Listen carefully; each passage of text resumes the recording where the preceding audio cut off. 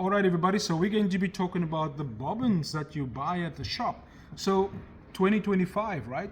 So the bobbins that they now create as a slightly bigger circle, and which means the machine that you're working with may already be quite an old machine. So the bobbin winder, the bar on the bobbin winder is very thin, so which means the new bobbins that you buy slips when you're trying to wind bobbin thread.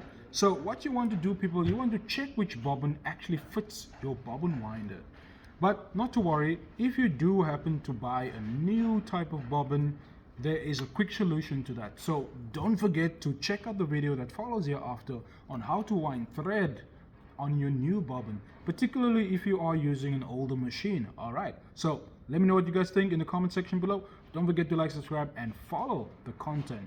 All right, so we're going to be talking about the bobbin winder and how to get your bobbin threaded.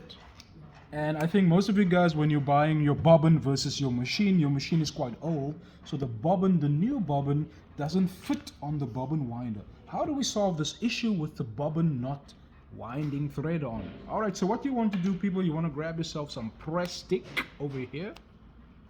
Take your Prestic and wrap it around your bobbin winder real quick. This is like winding bobbin thread on a budget. All right, so get your thread, or at least get your Prestic, and stick the bobbin in there. Clip in your tension lever.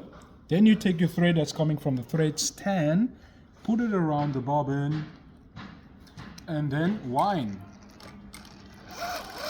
And there we go, people. As you can see, it's moving, and it is winding the thread, or feeding the thread from the thread stand onto the bobbin. And that's essentially how we solve the issue with the bobbin being too big for the bobbin winder. Let me know what you guys think in the comment section below. Don't forget to like, subscribe, and follow the content.